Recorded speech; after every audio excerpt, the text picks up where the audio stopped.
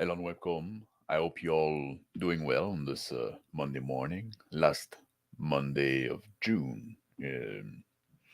So last Monday of June, uh, after year already gone. Today I wanted to talk about an important topic: fixing your dragon.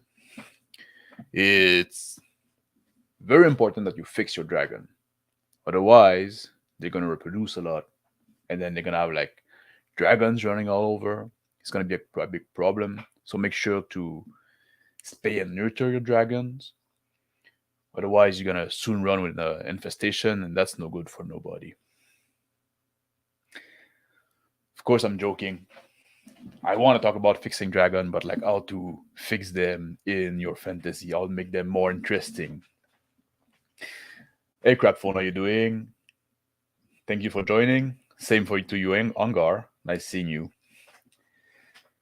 So yeah, the way Dungeon and Dragon do dragons is like I find the least interesting way you can do it.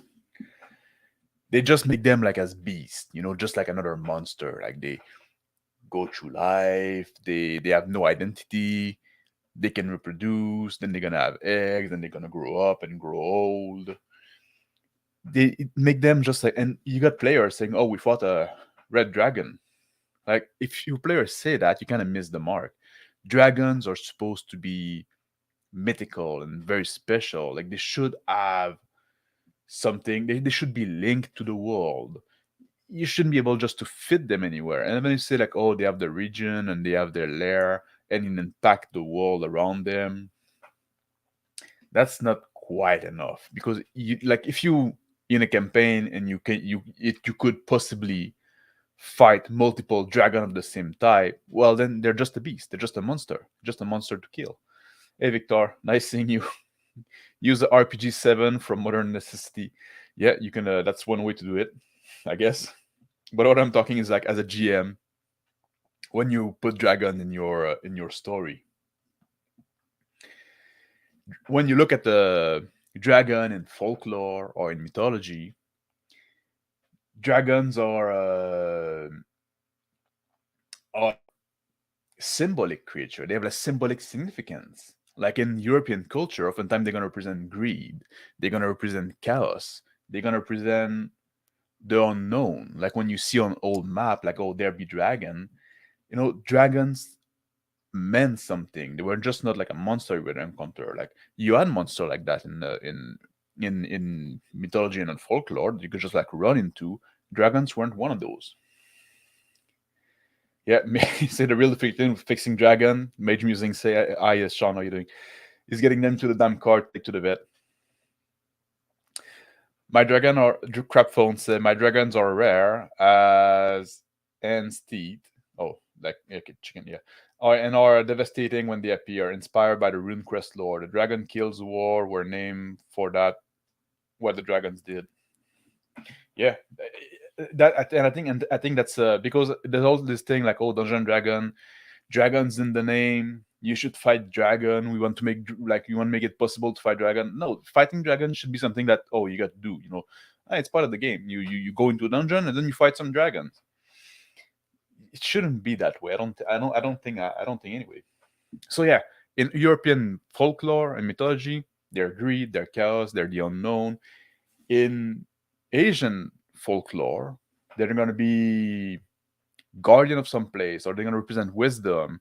They're gonna be sent by the gods, like are sent by the gods. And actually, that's something that is true in almost all mythology. Dragons are a spiritual entity. They're like a divine entity in some way. Like in Europe, they're like demonics. Like dragons are not just like monster. They're like demon basically. It's just like a form that some demons take. In Asia, yeah, they're sent by God, and in Mesoamerica, you're gonna see dragons that are gods themselves, like a Quetzalcoatl. Or they can be like a force of nature. They can be like the spirit of a place, or an element of nature. We can think of a Spirited Away with the dragon. There is like oh, the spirit of a river. Actually, that was just like trap. That could be an interesting way to do it. Ongar say, like my brother's campaign, all of my dragons are evil. Yeah, I think I'm not opposed to dragons that are not evil, that are more complex or weird and stuff like that. But I want them to be symbolic. Nice seeing you, Flady. Mage's Musing say, what you're saying is true, but it's also true of any monster, really. The more common they are, the less special. Yeah, and I made a video about that a while back, like that humans are the best monster, and that's part of it as well. I like, in my campaign, you're going to fight mostly human, brigands, stuff like that. I find it create good opportunities for roleplay. And then when monster arise, then the monster are special. Dragons are the fourth alignment, greedy. Yeah. Hello, Justin. Nice seeing you. Spirit of a place, force of nature, nice. Elementary, powerful. Crapphone says, yeah, that's one way you can do it. You can, like I mentioned, like Spirited Away there. Other media that did it right. I like in Dark Souls, how the dragons are made. For those who are not familiar, in Dark Souls, dragons are immortal and they're there from the beginning of the world, before fire. They are so ancient, they precede the gods. There were dragons before there were gods, and the gods came and then killed the dragon because they've been betrayed by one of their own. But they're so part of the lore, they're so deep, they're so ancient, and it makes them interesting. It makes them like, you think about dragon in a different manner. They're not just like, oh, it's a dragon, and you see also like some Dark Souls that you fight. Most of them are like pseudo dragon, not real dragon, like the gaping dragon. Very cool visually. If you never played Dark Soul, go on YouTube later on. Look at the gaping dragon. Yeah, it's gaping, but not in a. It's still safe for work. It's nothing like that crazy, but they made it like it's really entrenched in the lore, in the building of the world, and I think that's interesting. In the movie Excalibur, I was rewatching that recently. Merlin talk about the dragon, about the dragon to Archer and to Archer's sister, and in that the dragon is a force of nature. Basically, it's like it's not even a physical dragon. He takes his power from the dragon. You see the dragon breath and the dragon breathe and stuff like that. But it's yeah, it's all symbolic. It's all like an abstract. It's an idea, and that's something that can be interesting as well. Even something that is a little more mundane, where like in a Song of Ice and Fire, dragons are mostly beast, but at least they have this interesting twist where they're linked to magic. When there's no dragon in the world, magic is not there. The more dragon there is, the more powerful magic comes. So that can also be a twist, but still the dragon they use there are much more like just another beast, except for that thing. Let's look at the chat there.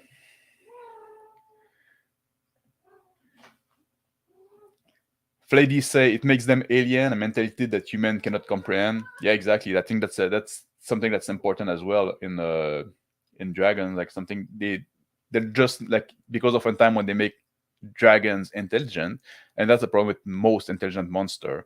They just make them human in different form, basically, because they think like human and they act like human. Think I'm going to crap phone say, think I'm going to add one to my setting that is spawned from a magma flow true fire dragon. That could be cool. Yeah, that's an interesting way to do like a part of nature. It's unique. It's going to be memorable, and that's something that your dragon should be, unique and memorable. Mage's Musing say, you can say it all, but if you do the sight will burn you alive or not. Oh, you can see it all. Oh, I guess that's from the magma dragon. That's nice. Yeah, have your eyes burn from just looking at the dragon. Just the appearance, Lemire mortal. Yeah. Then it's also, because that's something I want to talk. I want to talk about. Now I say like some problem I said. I see with the dragons and Dungeon Dragon, some media that do it in my opinion, a little better. I want to provide you like with some idea that I had with making dragon. Like I said, each should be unique, and that goes to what Crapphone was saying and Major's Music saying there. Like dragons should be something unknowable. This should be something like in mythology. Oftentimes they are amalgamation of different animal parts, and they are something alien, something that is not of this world, something that is almost that is like mind bending, hard to comprehend. So that's something you want to a feeling you might want to try to look for. They must be very rare, and I don't like when they have like a normal life cycle. Like I don't want dragon sex. You know, I was joking about castration and fixing a dragon earlier. I guess I was half joking because like if when you go into there, then yeah, you make them just it make them too animal. You know, it make them too much of a beast, and then also it please the fury too much. But no offense to Greg, but from the anyway, I like when the dragons are symbolic when they represent something. They or when they are like a spiritual entity. They need to have like a spiritual component to them. Like I said, like in Dark Soul, if you make your dragons that have been there from the beginning of the world, that's cool because it means that each dragon that is slain is very meaningful because there's going to be no more. There's a set amount of dragon. They were there from the beginning of the world. They represent the chaos from the beginning. And as society advances, the more dragons are killed, the less they are, and there's never going to be more. And you can link that in a symbolism to the spiritual world, and the magic fading away, the world becoming more mundane, technology advancing. You can have all those kind of implication there. Like every time a dragon is killed, it's almost a changes of ages. Don't know if you get what I mean. I like when dragons sprout out from the vices of people.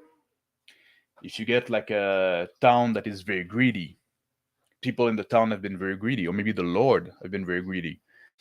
Then there's a dragon egg that appear nearby, and the greed of the people feed that dragon egg, and at some point the dragon is gonna emerge, and it's almost like dragon as a punishment in a way. It can be punishment to the people or punishment to the Lord, like I said. But that can be an interesting avenue to consider because then it can lead that maybe defeating the dragon is not just slaying the beast. Maybe you need to create a change in the culture. Maybe the change in the culture is necessary for the hero that's gonna slay the dragon to emerge. Maybe they need to learn something from it. You know, you can have like very interesting role play implication in that, and it can lead to. It's almost there's an investigative part to the adventure before going to kill the dragon. Because I don't think dragons should be random encounter. Uh, I think the party should learn about a dragon. They should do research. They should talk to people about it. Out what people that encounter it. What they there should be some kind of like a there should be this whole build up before seeing the dragon. If they just like appear, well, that's yeah, it's just another monster again. And or you can make them like avatar of the gods. That can be interesting in them in itself as well. So I think that's those can be interesting path to, to deal with dragon. I'll look in the chat if you have like other suggestion you want to share with us right now. Put them in. I want to see what you like to do with your dragon. How do you want to make them?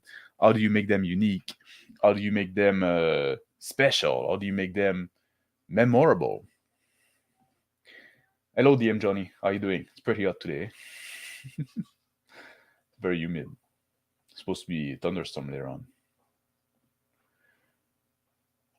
Mm-mm.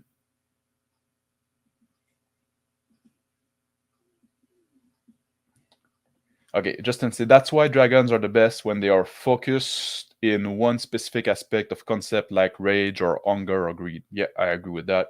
That's something I. And if you can find something, maybe lust. So we often see about dragons. Oh, they want to sacrifice a virgin, stuff like that. Maybe that's an aspect. Look in the sin. Maybe gluttony, or could it be a dragon of slut? Lazy. Oh, how would that look like? That'd be interesting. Maybe he cast asleep. Maybe his breath weapon is a sleep one. Could be an interesting thing. I was vaguely paraphrasing Merlin's quote about the dragons in Excalibur. Sorry, it's been a while. Oh, I rewatched Excalibur recently, but to be honest, I watch movie while I work, while I do stuff, so I don't pay the most attention. But I missed it, yeah. But it gave a good idea to Crapphone, so that's good too. Flady say, I think this is why the nature of playing a vampire in the World of Darkness feels unnatural to many people, as you try to portray something we cannot fathom. Yeah, it's very hard. It's a very hard. It's very hard to get in the mindset of something that it would be because. And I talked about that as well. Like I made a video called "Play an Elf," and I talk about that. Like if you want to play an elf, you don't want to be just a human with pointy ear. So you have to try to think about the consideration, like living that long and stuff like that. So I think that's a good point that you say there. The vampire would be the same idea.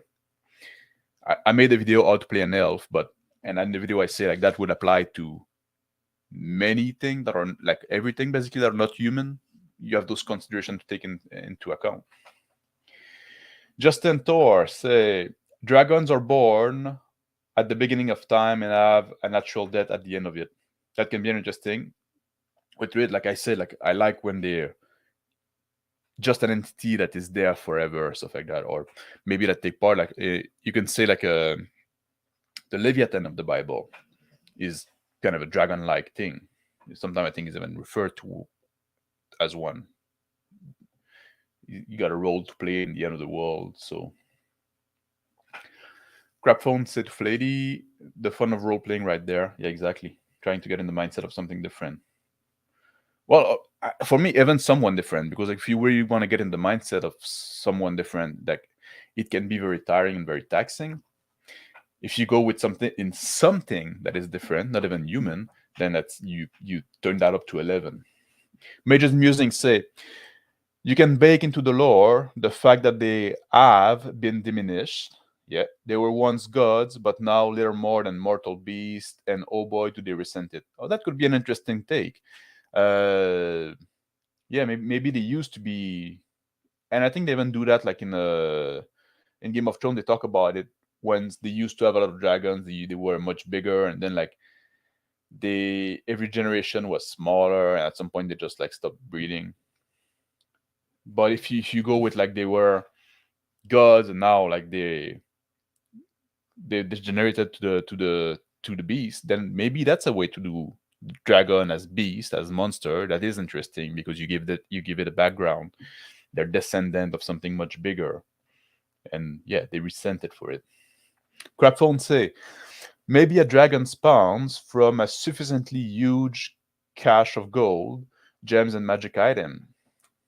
Yeah, characters are not trying to loot the horde; they are trying to save the world from a terrible dragon. That's an interesting take. You see, I was saying that like when you say like the dragon sprout from the world or from the vice of people, somebody like has been hoarding all this money, and maybe that's a little known fact. Maybe some people know that, but say like, man, this guy is hoarding all this money. This is dangerous. It's a dangerous thing to do because it can bring up all dragons in the world. The dragon is just like someday, like you're gonna see the pile of gold move, and then gonna emerge from it a full-grown huge ass dragon, and now you're in trouble. That's an interesting way to do it. I like that. All dragons are secretly Batman. If that works for your campaign, go ahead. I know Justin is trolling there. Dragons are preceded by fire portents. I don't know is it a portal? Dire portents? I'm missing a dire not fire. Dire portents. I'm not familiar with the word portents. Sorry, guys. You got a gap in my English there. Yeah, all you made all good, Max. Yeah, yeah. It's supposed to be a thunderstorm. It's gonna bring the humidity down. I don't know. It's probably gonna reach your place as well. Justin said, "Remember, the meat dagger is the one you sacrifice the virgin with." Thank you, Justin. I should read your comments beforehand sometime. Crap phone say, a human with pointy ears, gotta ask, are Vulcan like Mr. Puck's elves? Mind blown. They try to make Vulcan something different with this. They control their emotion a lot, but they're all a bit human as well. Like even in Star Trek lore, I think they have this myth that all the humanoid species come from the same ancestor, so they're basically related and they can interbreed. So whatever. Hey, nice seeing you, Ilgi. Was a very good stream on Friday. It was like, man, yeah, like you were very on point there. Yeah, all your answers were like so insightful, and you're right about like, well, there's always a matter of taste, but like the way you express yourself, like, it was great, man. That was a awesome stream. I was on with the old geek, on a Friday night chill stream last Friday. If you haven't watched it, I think it was a great one. Go watch it. Yeah, 7% legit. Yeah. Justin say I'm not a troll. I'm Batman. Oh, then sorry. I miss my mistake then. Oh, a portent. Major Musing say a portent is assigned to things to come. Oh yeah. Okay, thank you, Mage. I'll know it for now. Yeah, the old geeks say I made a setting in which there was only one dragon, each color, each was ancient with an immortal spirit, and each represented an aspect of human personality. Blue, greed, silver, knowledge. Yeah, that's one thing you can do. Like that's what I was saying. I don't know if you were at the start of the stream. That's what I was saying. Like make them unique, make them symbolic, make them represent something. It should be it should be something to like. They shouldn't just be like random monster. A portent is a sign of wonder. Yeah. So that's about what I wanted to talk today. I usually do those stream about 25 minutes. So that's what I aim for. So then Ongar can go live at 12:30, which is his usual time. I'm pre-Ongar show. But in short, that's what I wanted to say. Like, make your dragon unique, make them symbolic, make them different, make it matter when they meet when like a character meet a dragon. Oh, one thing I didn't mention that could be cool too. What if people turn into dragon? People that has been like so greedy and stuff like that. At some point, like maybe like to go back with the idea of was it Craftphone? Like with the dragons sprouting from the Hoard of Gold. Maybe it's somebody that ordered all this gold, and then he just isolate himself in his vault, and he's like contemplating the gold, and you don't hear from him for a long time. Everybody assumes he's dead, and then you say, "Well, this guy must be dead. We haven't seen him in a year or two." And then you go to look on him, and no, he's fucking turned into a dragon. You don't know how it happened, just happened. That could be like some way to do it as well. So yeah, make your dragon like, avoid making your dragon just like a random monster. And like I said, if your players say, "Oh, we fought a red dragon," and maybe you're gonna fight another one later on, and they don't even know the name of the dragon, they don't even know like what dragon was. And I'm not saying that every dragon should have a name, because like when they're symbolic monster, they're you don't necessarily know their name, but you know what they represent. You know what they are there for. So thank you for the people that join in. Thank you for watching, and I'll be back on Wednesday at 12:05. So I'll see you then. I hope. Thank you very much. Have a good day. Take care.